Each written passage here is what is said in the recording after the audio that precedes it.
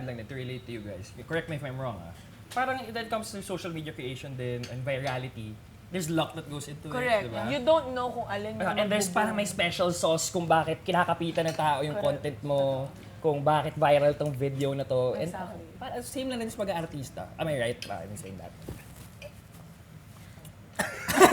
Kasi, Yes. feeling ko, I get what you mean. Kasi minsan, may mga content ka na napapanood, to sobrang viral, and you don't understand why.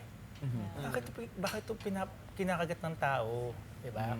For sure, minsan kayo din, may mga ibang artista, no? Ba't ang dami ng show? Yes. Parang hindi naman siya maganda.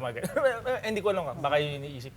Tapos feeling ko din, isa rin sa mga na-observe ko, kasi nga parang nakikita ko na first hand yung pinagdadaanan ng mga artista from nagsisimula, bago sila makasa show na yon, yung acting na binibigay nila, tapos pag napalabas na yung show, open to public na to criticize your work. Na parang, ang sakit din pala minsan yung mga binabash, parang binuhos mo yung puso mo dun sa project, tapos minsan may makakabasa ka ng mga negative comments, so you really need to be tough, thick skin. Kasi ako pagka may hindi ako gustong nababasa sa mga TikTok comments ko, pwede kong i-block or what. Pero pagka yung network na yung nagbukas, hindi mo naman pwedeng, GMA, pakidelete nyo nga yung comment na yun about me kasi wala, parang wala. Andyan na yan, wala ka na magagawa. Pag-aari na ng lahat yun. Oo. Pero ang hirap din, yun yung actually yung kinakatakutan ko. Hindi ko nahawak yung Halimbawa, hindi ko naging gusto yung performance ko doon. Hindi mo madidelete. Wala na, andyan na yan. Hindi naman. So, kailangan ko na maghintay ng next taping or next project to improve myself. Kasi pag sa TikTok, hindi ko, delete ko na to. Bago pa makita ng mga tao. Yun, so, yun. Tsaka kung i-add ko lang, sige, i-connect ko na dyan. Yung sa atin, mga content creator, well, yung sa lock na sinasabi ni Hailey, no? I'm grateful with GMA na isa ako sa napili nila na maging cast ng serye natin. Hindi lang talaga may iwasan minsan yung mga tanong na, ba't siya nandyan? Nag-audition ba yan? Ang ginawa niya, ba't nandyan yan? Bakit kinuha yan? Ano bang talent niya? Hindi naman namin kilala yan. Di ba content creator kasi nagbabiral kaya kinuha ni GMA. So minsan ang hirap lang kine-question ka. Hindi okay lang sa akin kung questionin yung title na meron ka or as a content creator, ganito, ganyan. Pero syempre, sa'yo masakit yun. Oh, yeah. Yes. And then, may title na nga I'm sorry Yung may nabasa ako, maraming nag-comment dun sa video. Hindi ko nasabi ko ng video yung ginawa ko. May eksena ako dun sa Apoy. Kung may starlet ng Kamuning, may PR ng Kamuning.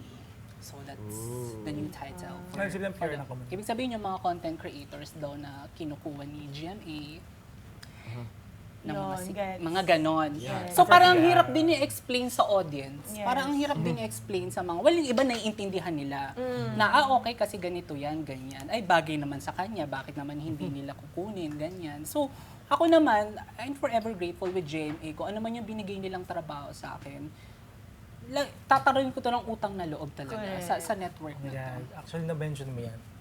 Di ba, nasabi ko, gusto ko mag-artista, thank you GMA. Tapos pag napanood ng mga tao, kaya ka naman pala hindi naging artista kasi ganyan yung Wala naman! Kaya parang kabang-kaba talaga ako nung malapit na ipalabas yung Apoy sa Dugo. Nagkaka-anxiety ako. Kasi Virgo. Parang may yung gusto ko lagi kontrolado ko yung mga bagay-bagay. Yeah. Pag hindi mo naman kontrolado na anyway, yun.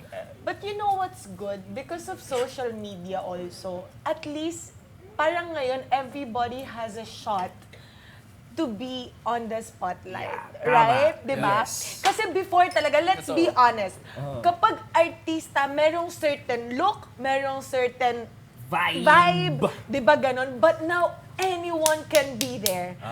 That's because of social media. And you guys are actually the perfect example. You wanted to be here. Unfortunately, you were not given a chance before.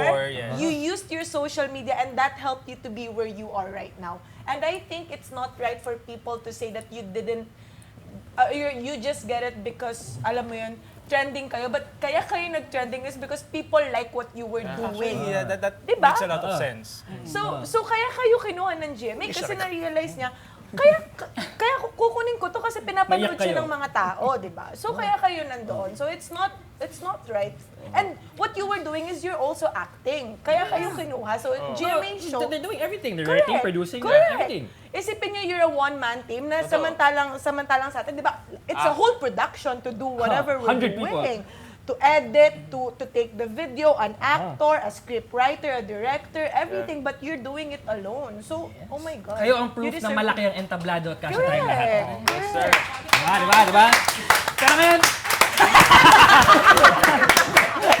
Yeah. okay, now to reel it back a little bit Yes. lang.